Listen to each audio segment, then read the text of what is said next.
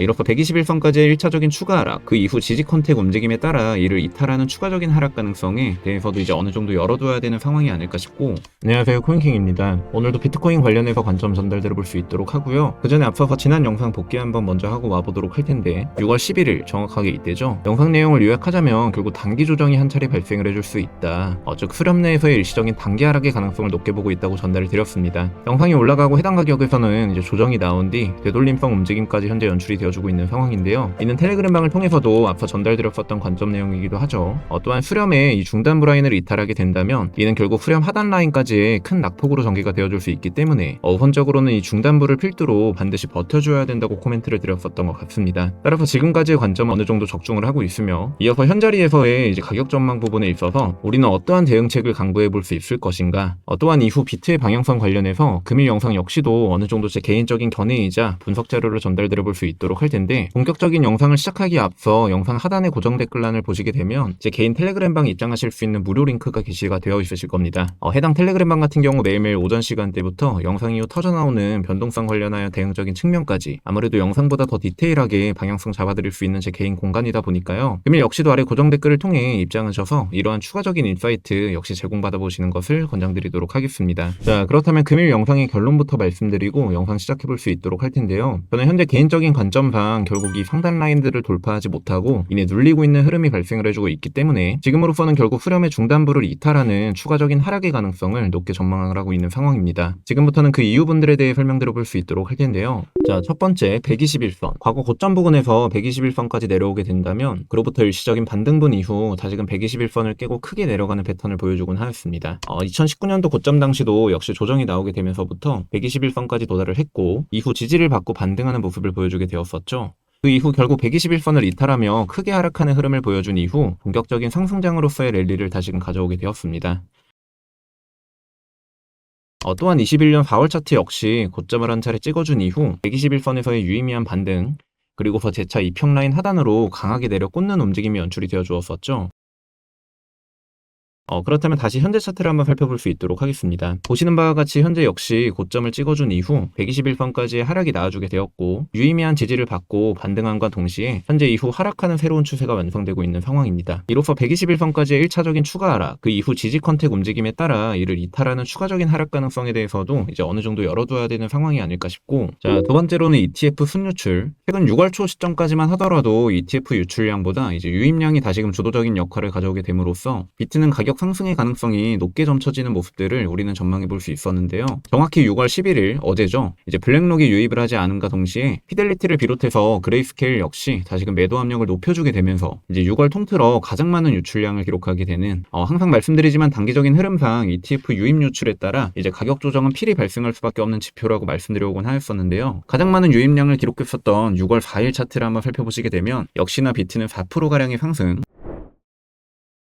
반대로 가장 많은 유출량을 기록했던 6월 11일 차트 같은 경우 마이너스 5% 수준의 하락을, 간단하게 단편적인 모습들만 살펴봐도 아무래도 이에 대한 영향력은 무시할 수 없다는 것을 충분히 인지하실 수가 있겠죠. 이로써 통상적으로 어느 한쪽으로 이러한 방향성이 책정되었을 때 반대쪽 압력이 급격하게 발생해주지 않는 이상은 보통 2, 3일 정도 수준의 영향력이 가미된다고 가정을 내려볼 수 있을 것 같거든요. 따라서 이는 추가적인 조정의 가능성을 열어둘 수 있는 이러한 근거분에 해당이 되어주지 않을까. 자, 세 번째로는 CVD. 지난 3개월의 조정 동안 고래들은 저점 매수의 기회라고 판단하에 매수 볼륨을 크게 높이는 움직임들을 보여주곤 하였습니다. 반대로 비교적 적은 단위의 고래, 즉 새우들 같은 경우 계속해서 매수 볼륨을 낮추는 형태의 매매 포지션을 가져가게 되었었죠. 대체적으로 갈색 고래라고 알려져 있는 이러한 메인 고래들을 필두로 그간 역사적인 사이클들을 비교해 보았을 때도 역시나 이러한 메인 고래들의 매매 관점이 보다 정확했었던 것을 감안을 해보았을 때 결국 일시적인 조정분 이후 새우들마저 새롭게 포지션에 올라타게 되면서 이제 본격적인 상승장으로의 방향성을 구사해 볼 수 있지 않을까.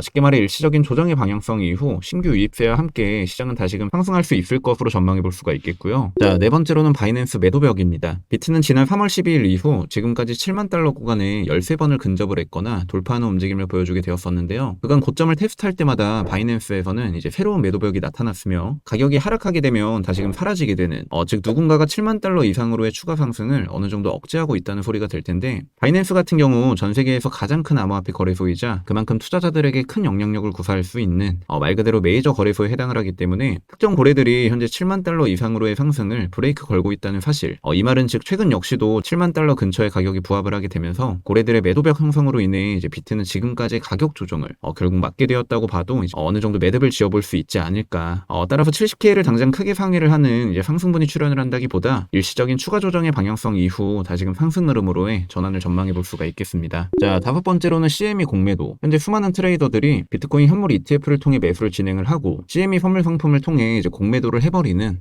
캐시 앤 캐리 전략을 취함에 따라 가격 상승세에도 이제 어느 정도 영향이 두각을 나타내고 있다고 보셔도 무방하지 않을까 싶습니다. 특히나 여러 헤지 펀드들은 현재 총 63억 달러 규모의 이제 공매도 포지션을 취하고 있으며 이에 따라 결국 가격 조정을 피해갈 수 없다는 분석이고요. 아까도 말씀드렸듯이 결국 ETF 순유출이 시장을 주도하기 시작하면서부터 이제 발생한 하락분이라는 분석과 비슷한 이치가 아닐까 싶은 그럼에도 현재 대형 기관에 유입되는 이제 비트코인 물량은 이제 ETF 거래량과 함께 매일같이 증가를 하고 있는 추이를 보이고 있는 만큼 지금의 하락은 무지막지한 하락장의 시작이라고 보기에는 다소 어려운, 즉 일시적인 조정 이후 크게 반등하는 흐름을 지금으로서 어느 정도 예상을 해볼 수가 있겠습니다. 자, 그렇다면 마지막으로 차트 흐름 역시 한번 살펴볼 수 있도록 할 텐데요. 저번 영상을 통해 그리고 텔레그램방을 통해 지속적으로 관점 브리핑을 전달드렸듯이 우선적으로는 이 121선을 이탈함과 동시에 이제 중단부 라인마저 하방으로 이탈을 해버리게 된다면 이는 추가적으로 후렴의 하단 라인까지도 빠질 수 있다고 언급을 드렸었고 더불어 분할 매수의 기회의 자리로서도 역할을 해낼 수 있다고도 덧붙여 드렸습니다. 결국 어제자 하락과 이제 상승분으로 인해 이제 후렴 속 상단부와 중단부를 칼같이 터치를 하고 이제 횡보성 움직임을 보여주고 있는 상황인데 이는 그간 유의미한 지지 및 저항 자리로서 차트 속 수많은 컨택을 해주었었던 이 상승 채널의 존재가 이제는 다시금 저항의 자리로서 탈바꿈하며 결국 저항을 막고 이내 수렴의 중단부 라인을 결국 리테스트하게 되는 그로 인해 해당 라인에서의 두 번째 컨택 혹은 이제 세 번째 컨택 시점에 발맞춰서 이제 후렴 하단 라인을 향해 결국에는 이탈을 할 수 있다고 판단을 내려볼 수 있지 않을까. 자, 따라서 차트적인 작도와 더불어 금일의 총 6가지 근거분들을 토대로 금일 영상을 간단하게 요약해 볼 수 있도록 하겠습니다. 결국 현재로서 시장에 대한 상승 구조가 죽었다고 보기에는 다소 어렵다고 보실 수가 있겠으나 현재와 과거 차트를 대조해 보았을 때 차트적인 측면에서의 이평선 근거, 쉽게 말해 프랙탈 관점이죠. 더불어 ETF 순유출 현황을 비롯해서 70K를 둘러싼 고래들의 매도벽이 형성이 되어주고 있다는 것을 미뤄보았을 때 중장기적으로 상승하는 그림은 어느 정도 유력하게 전망을 해볼 수가 있겠으나 일시적으로 추가적인 단기 하락의 가능성은 여전히 크게 열려있는 상황이라는 거.